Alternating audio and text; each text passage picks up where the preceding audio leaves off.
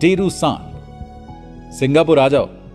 1 घंटे कॉल पर बात करने के बाद टेरू सान के कुछ ये शब्द थे। मुझे उनसे और उनकी कंपनी बी नेक्स्ट से हमारे एक एंजल इन्वेस्टर पेपर टैप के नवनीत सिंह ने इंट्रोड्यूस करवाया था। वो मेरे IIM अहमदाबाद के बैचमेट भी थे। टेरू सान को हमारे पहले कॉल पर ही रियलाइज हो गया था कि हम इंटरऑपरेबिलिटी ऑफर करके एक बड़ी प्रॉब्लम सॉल्व कर रहे हैं। मेरे लिए चिंता का मुद्दा यह था कि सिंगापुर ट्रैवल करना मतलब पैसे खर्च करना था, और मैं पैसों को कम से कम खर्च करने की कोशिश कर रहा था, क्योंकि हमने एंजल इन्वेस्टर से टोटल 1.92 करोड़ ही रेस किए थे। हालांकि मैंने ये चांस लेने का डिसाइड किया और मैं सिंगापुर की डे ट्रिप पर चला गया ताकि मुझे होटल में रुकने का एक्स्ट्रा पैसा खर्च ना करना पड़े। चांगी एयरपोर्ट पर लैंड करने के बाद मैं सीधा बी नेक्स्ट के ऑफिस गया। मैं अपने साथ एक प्री प्रिंटेड किट लेकर गया था और वहां पर टेरू सान को एक मर्चेंट की तरह ऑनबोर्ड करके कुछ डमी ट्रांजैक्शंस करके दिखाए। टेरू सान एक जापानीज जेंटलमैन थे जो इतने इमोशनली एक्सप्रेसिव नहीं थे, इसलिए उन्हें देखकर बता पाना मुश्किल था कि उन्हें पसंद आया या नहीं। मैंने अपना आस्क $6 मिलियन की प्री मनी वैल्यूएशन पर $2 मिलियन की फंडिंग का रखा और जवाब में मुझे टेरू सान ने कहा, चलो लंच करने चलते हैं। मैं तो ये सुनकर दुखी हो गया था कि मेरी इस ट्रिप का कुछ रिजल्ट नहीं निकला। हालांकि जब मैं टेरू सान और उनके कलीग जेंटलमैन नाओ के साथ वियतनामीज जॉइंट पर वॉक करके लंच करने जा रहा था, तब मैंने ट्राई किया कि मैं उस दुख को अपने चेहरे पे ना आने दूं। लंच करते वक्त फिनटेक स्पेस, फैमिलीज और दूसरी चीजों पर हमारी बात हुई, लेकिन फंडिंग को लेकर कोई बात नहीं हुई। लंच से वापस आते वक्त टेरू सान ने एक्सप्रेस किया कि वो $7,50,000 इन्वेस्ट करना चाहते हैं। वो सुनकर मैं खुशी से झूम उठा था। अभी तक कोई भी इंस्टीट्यूशनल इन्वेस्टर्स सॉफ्ट बैंक और अलीबाबा से फंडेड पेटीएम, वॉलमार्ट से बैक्ड फोन पे, गूगल पे और फेसबुक बैक्ड व्हाट्सएप पे जैसे बड़े जायंट से हमारी फाइट करने की एबिलिटी पर विश्वास ही नहीं कर रहे थे। किसी ग्लोबल इन्वेस्टर्स की इन टॉप 5 कैश जनरेटिंग जायंट्स के सामने पैसा लगाने की हिम्मत नहीं हो रही थी। ये एक वीसी से हमारी पहली जीत थी और एक बड़ा वैलिडेशन भी था। लेकिन यह खुशी तब तक ही रही जब तक मैं एयरपोर्ट पहुंचा। एयरपोर्ट पहुंचने के बाद मेरा फोन बजा और टेरू सान का नंबर स्क्रीन पर फ्लैश हुआ। फोन उठाने से पहले कुछ सेकंड्स के लिए तो मैं कन्विंस्ड था कि टेरू सान ने अपना मन बदल लिया होगा। अशनीर सान, क्या मैं तुमसे कुछ पूछ सकता हूं? उन्होंने बहुत ही आराम से कहा, क्या मैं इन्वेस्टमेंट को बढ़ाकर $1 मिलियन कर सकता हूं? उन्होंने रिक्वेस्ट किया। मैं वो प्रपोजल सुनकर इतना ज्यादा रिलैक्स हो गया और मैंने वो एक्सेप्ट कर लिया। वापस फ्लाइट में इंडिया जाते वक्त मैं इतना खुश था। हम बस अब कुछ बड़ा करने वाले थे। और फिर जब मैंने वापस इंडिया में लैंड किया और अपना फोन ऑन किया तो फिर से टेरू सान का नाम फोन की स्क्रीन पर फ्लैश हुआ और उसी के साथ मेरा डर भी बढ़ गया। मुझे ऐसा लग रहा था कि मैं जब 1000 फीट ऊपर ट्रैवल कर रहा था तब उन्होंने सोचा होगा और अब वो कोई बुरी खबर सुनाने वाले होंगे। इस बार मैं और भी ज्यादा सरप्राइज था। क्या मैं अपनी इन्वेस्टमेंट बढ़ाकर $1.5 मिलियन कर सकता हूं? उन्होंने ये सवाल किया। मैंने उन्हें मेरे ऊपर इतना भरोसा दिखाने के लिए थैंक यू किया और फिर उन्हें बताया कि हम $2 मिलियन की फंडिंग रेस करना चाहते थे और अगर वो $1.5 मिलियन इन्वेस्ट करेंगे तो दूसरे इन्वेस्टर के लिए कुछ भी नहीं बचेगा। उन्होंने मेरा कंसर्न समझा और उनकी इन्वेस्टमेंट को $1 मिलियन पर रखने के लिए मान गए। वो अपनी बात पर बने रहे। उन्होंने महीने के एंड में न केवल टर्म शीट साइन की बल्कि $1 मिलियन भी ट्रांसफर कर दिए। जब टेरू सान से टर्म शीट्स मेरे पास पहुंची तो मैंने ये न्यूज सिक्वोया के साथ शेयर की और तब जाकर उनकी नींद खुली और उन्होंने इन्वेस्ट करने के बारे में सीरियसली सोचना शुरू किया। टेरू सान तो अपनी डिसीजन मेकिंग में बहुत प्रोएक्टिव थे, लेकिन सिक्वोया को ऑनबोर्ड करना बहुत मुश्किल काम था। मुझे कहां पता था कि अभी और भी ड्रामा बचा हुआ था। क्लोसेट में स्केलेटन। हम इन्वेस्टमेंट को आगे नहीं लेकर जा सकते। एक सुबह मैं सिक्वोया के हर्षजित सेठी का कॉल सुनकर हैरान रह गया। यह तब की बात है जब हम ड्यू डिलिजेंस और जरूरी डॉक्यूमेंट्स पर काम कर चुके थे। जब मैंने पता लगाया कि उन्होंने अपना मन क्यों बदला तो उन्होंने मुझे बताया कि उन्हें पता चला है कि भाविक को क्रेडिट कार्ड फ्रॉड केस में यूएस में कन्विक्ट किया गया था। वो मुझसे भी नाराज थे क्योंकि ये इंफॉर्मेशन मुझे पता थी और मैंने फिर भी उन्हें नहीं बताई। मैं भाविक के पास्ट की डिटेल्स क्यों शेयर करूंगा? वो मेरा काम नहीं है। और तो और मेरे लिए और मेरे एंजल इन्वेस्टर्स के लिए तो वो कोई दिक्कत थी भी नहीं। एक को फाउंडर होने के नाते वो भाविक का हक था कि उसे वो इंफॉर्मेशन शेयर करनी है या नहीं। हालांकि हर्षजित फिर भी कन्विंस्ड नहीं था और वो इस मैटर को अपने सीएफओ और जनरल काउंसिल के साथ डिस्कस करना चाहता था। मैंने भाविक से कहा कि उसे बैंगलोर जाके उनसे मिलकर उन्हें इस केस के बारे में एक्सप्लेन करना चाहिए। यह साफ था कि जब वो खुद अपना केस एक्सप्लेन करेगा तो सही रहेगा। और उस समय के चलते हुए सिकोया ने टेरू सान को भी कॉल लगाकर इस डेवलपमेंट के बारे में बता दिया। हमारी किस्मत अच्छी थी कि हमने टेरू सान से मिले पैसे को हाथ नहीं लगाया था और वो ऐसा का ऐसा पड़ा था। मैंने टेरू सान से पूछा कि अगर वो चाहते हैं तो मैं उनका पैसा हाथों हाथ ट्रांसफर कर सकता हूं और उन्हें ऐसा नहीं लगना चाहिए कि उनका पैसा फंसा हुआ है।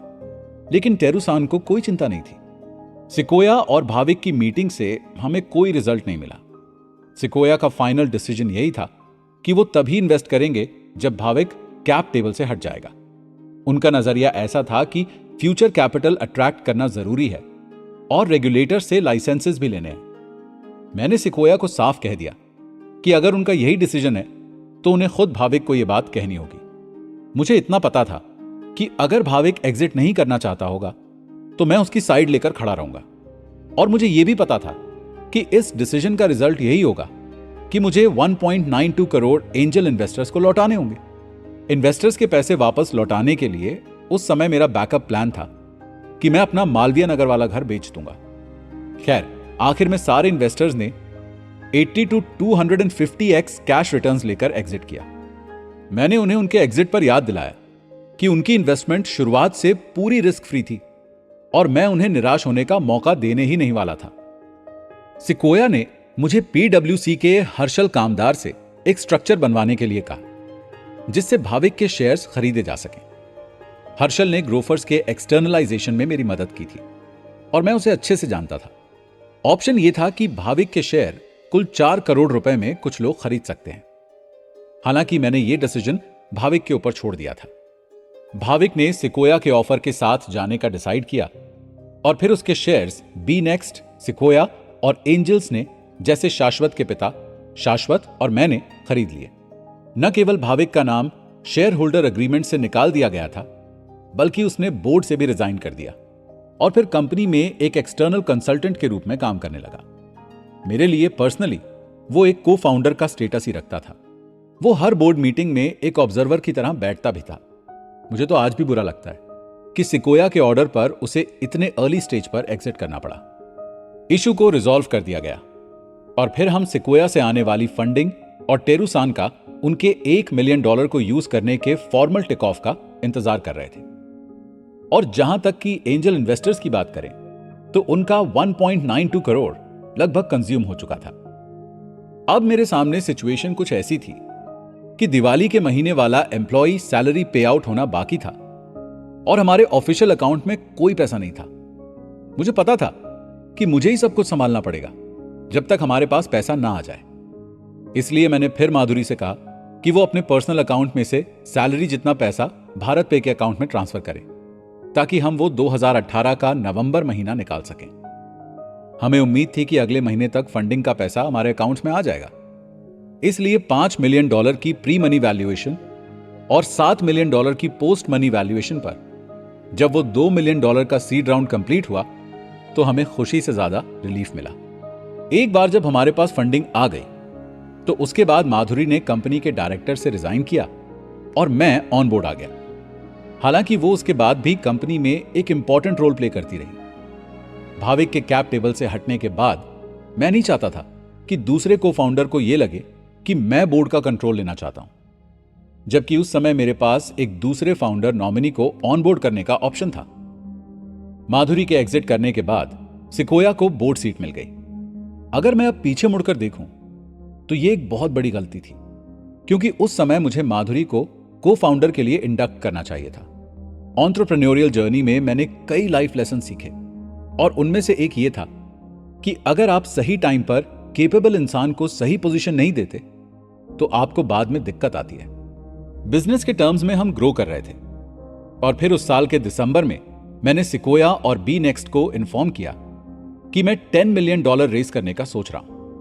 एक फोन कॉल पर उन्होंने मुझे बताया कि मुझे नए इन्वेस्टर्स के पास नहीं जाना चाहिए क्योंकि वो इस राउंड में भी पार्टिसिपेट करने के लिए इंटरेस्टेड हैं। उस दिसंबर राउंड में बी नेक्स्ट और सिक्वोया ने $30 मिलियन की प्री मनी वैल्यूएशन पर $2 मिलियन और $8 मिलियन इन्वेस्ट किए।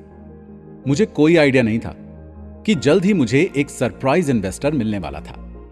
उस समय मेरा इंट्रोडक्शन विनी पूजी नाम के एक यंग स्पंकी अमेरिकन सरदार जी से हुआ, जो इनसाइड पार्टनर्स में सीनियर इन्वेस्टमेंट एसोसिएट थे।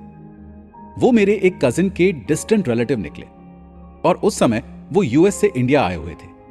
मैंने जिस दिन सिक्वोया के साथ टर्म शीट साइन की थी, उसी दिन मेरी मीटिंग विनी पूजी के साथ थी। उस एक मीटिंग में ही विनी इन्वेस्ट करने के लिए तैयार हो गए थे, लेकिन मैंने उन्हें बताया कि राउंड क्लोज हो चुका है और मैं और इक्विटी डाइल्यूट नहीं करना चाहता। मैं प्रीमियम पे कर दूंगा, मेरे पास अगले राउंड तक रुकने की पेशेंस नहीं है। उनका यही इंस्टेंट रिस्पॉन्स था और मैं वो सुनकर काफी चौंक गया। हम ये जो बिजनेस बना रहे थे उसके लिए एक बड़ा वैलिडेशन था। इनसाइड पार्टनर्स ने जिस दिन सिक्वोया ने टर्म शीट साइन की, उसी दिन 25% प्रीमियम पे किया। आज की तारीख तक इनसाइड पार्टनर्स भारत पे के मेजर शेयर होल्डर्स में से एक है और इंडिया में भारत पे उनकी सबसे बड़ी होल्डिंग है। ये सब उस लैंकी सरदार विनी पूजी की मैच्योरिटी और प्रूडेंस की वजह से पॉसिबल हुआ था, जो उस वक्त 30 साल का भी नहीं हुआ था। बाद में विनी पूजी ने खुद का वीसी फंड बनाने के लिए इनसाइड पार्टनर्स को छोड़ दिया और उन्होंने फिर लेफ्ट लेन पार्टनर्स नाम से वीसी बनाई, जिसने $1 बिलियन रेस किए और जिसका मैं एक प्राउड लिमिटेड पार्टनर हूं। Death forecast. मुझे लगता है कि तुम मर जाओगे। जब मुझे विनी से एक बहुत अच्छा वैलिडेशन मिला था, तब एक इन्वेस्टर ने कहा कि हमारा बिजनेस खत्म हो जाएगा। ये रिबिट कैपिटल के मेयर मल्का थे, जिन्हें मिकी नाम से भी जाना जाता था। फिनटेक की दुनिया में मिकी को एक बड़ी फिश माना जाता था। अगर वो किसी स्टार्टअप में इन्वेस्ट कर देता तो सारे दूसरे फंड्स को उसमें वैलिडेशन दिखना शुरू हो जाता। और ये मिकी कह रहा है कि हमारा बिजनेस सर्वाइव नहीं करेगा। अगर तुम्हें पता है कि भारत पे मर जाएगा, तो क्या तुम डेथ की डेट भी बता सकते हो? मैंने उससे यह सवाल किया। 2 महीने, उसने बिना किसी डाउट के साथ जवाब दिया। क्या होगा अगर मैं 2 महीने में नहीं मरा तो? मैंने पूछा। तो मैं तुम्हें एक चेक लिख दूंगा। उनका जवाब आया। ये एक प्रॉमिस था और मैं श्योर था कि ये प्रॉमिस मैं मिकी से पूरा करवा के रहूंगा।